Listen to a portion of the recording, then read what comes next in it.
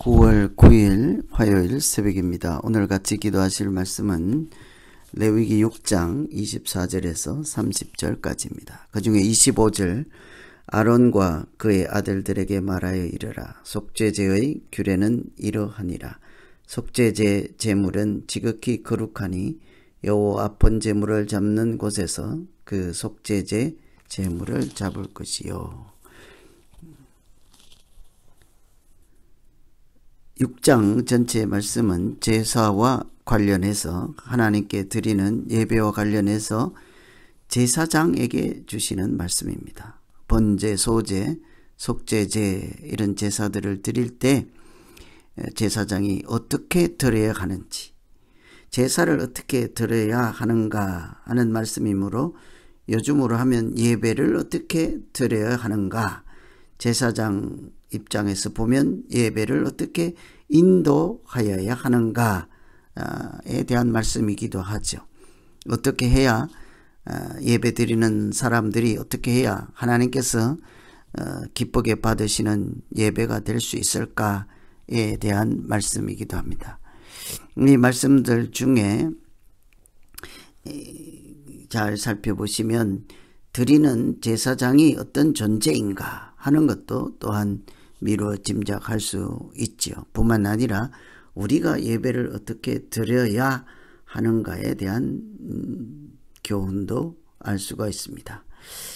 특별히 예배 드리는 또 인도하는 사람이 어떤 사람이며 또 어떤 마음으로 예배를 드려야 하며 또 예배란 어떤 것인가 하는 관점에서 오늘 말씀 같이 살피시고 기도하면 되겠습니다. 우선은 25절에 보시면 속죄제 규례라 하였습니다.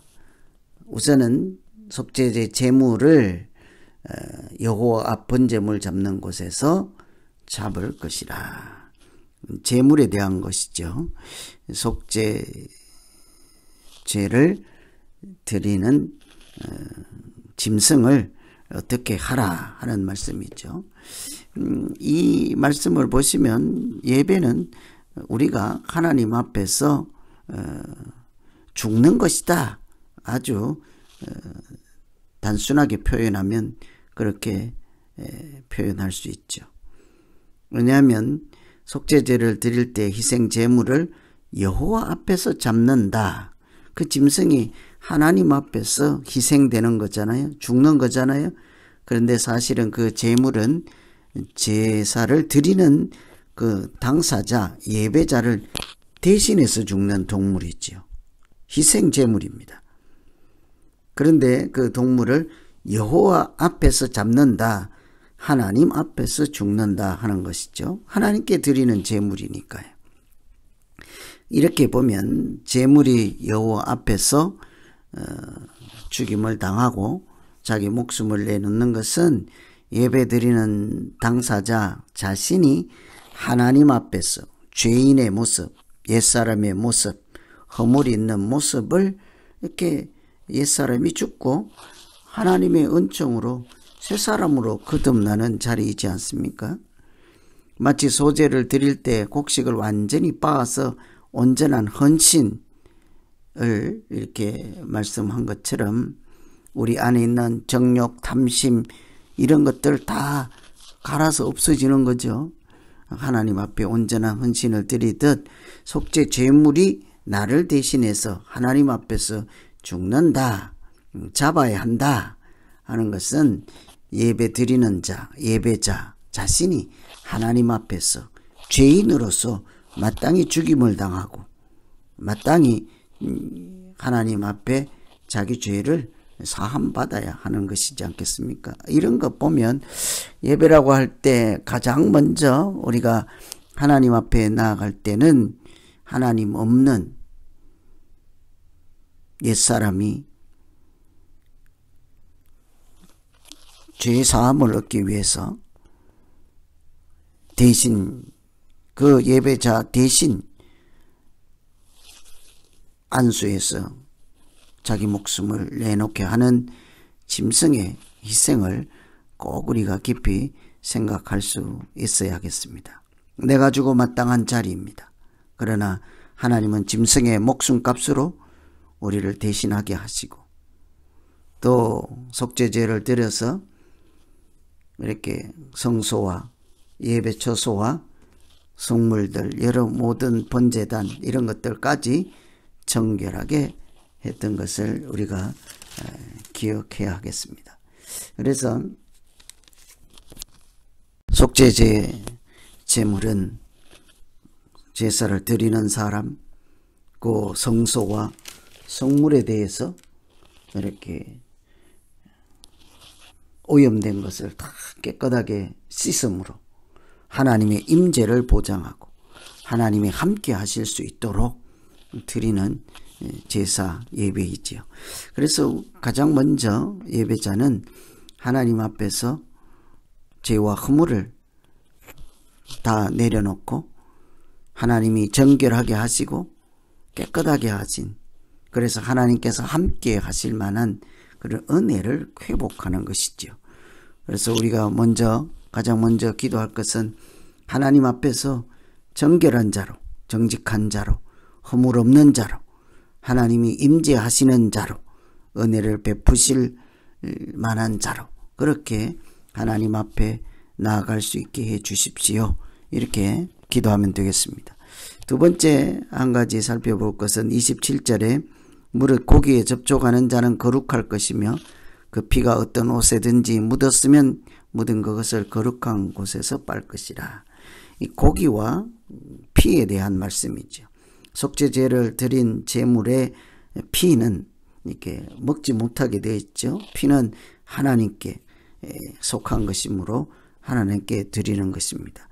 희생 제물이 죽어서 그 피가 혹시 하나님께 드리고 한 방울이라도 옷에 묻게 되면 그 거룩한 피를 이렇게 묻혀서 함부로 왔다 갔다 하지 않게 했죠.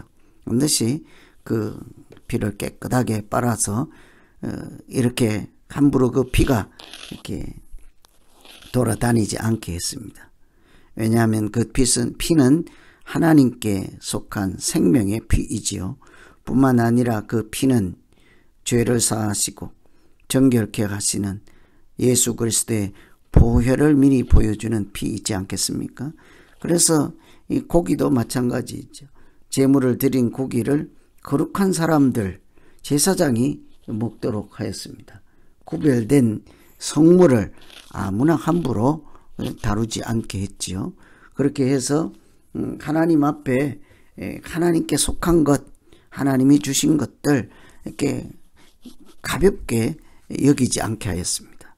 예배라고 하는 것은 우리를 위해서 십자가에서 흘리신 예수 그리스도의 보혈을 다시 기억하고 감사하고 그 보혈을 이렇게 경혈이 이렇게 가볍게 대하지 않는 마음을 회복하는 것이지 않겠습니까?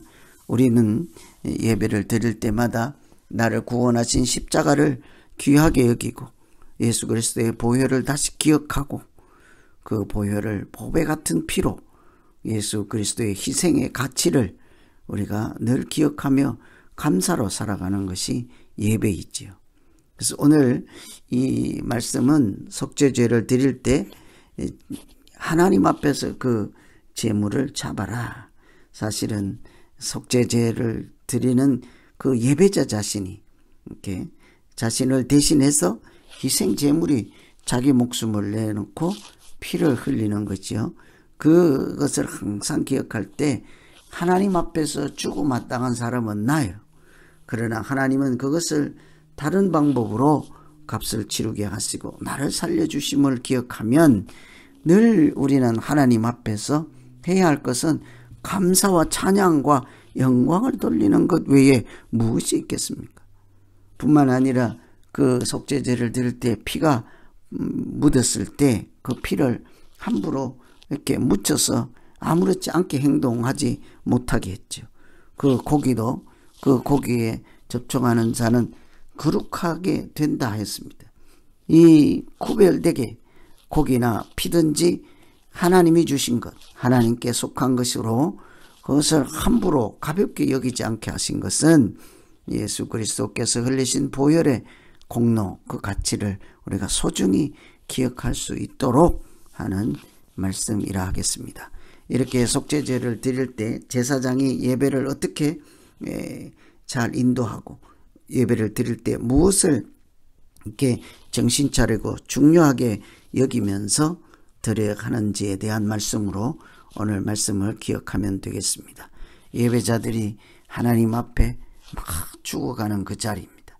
하나님 새 생명 얻기 위해서 허물이 있는 옛사람을 십자가 아래 이렇게 번제단 아래 내려놓고 하나님이 주시는 새 생명으로 탄생하고 하나님의 은혜를 기억하며 살아가는 믿음 생활이 되기를 기원합니다. 오늘 이런 말씀 기억하면서 이제 우리 각자 자기를 위해서 기도하겠습니다. 하나님 아버지, 속죄제를 드릴 때에 제사장들이 그 제물을 여호와 앞에서 잡게 하였습니다. 하나님 앞에서 그 하나님께 속한 피의 값으로 우리의 허물을 이렇게 용서받게 하시고 또 거룩한 고기에 이렇게 접촉하는 자가 거룩할 것이며 라고 하여서 우리가 성물에 대해서 보혈에 대해서 고기에 대해서 함부로 가볍게 여기지 아니하고 하나님의 은혜를 기억하며 믿음으로 살아갈 수 있도록 인도하여 주시옵소서. 내가 거룩하니 너희도 거룩하라 하신 말씀처럼 예배를 통해 우리가 하나님의 거룩을 쫓아가고 닮아가는 믿음의 사람이 되게 하여 주시옵소서. 예수님 이름으로 기도하옵나이다. 아멘.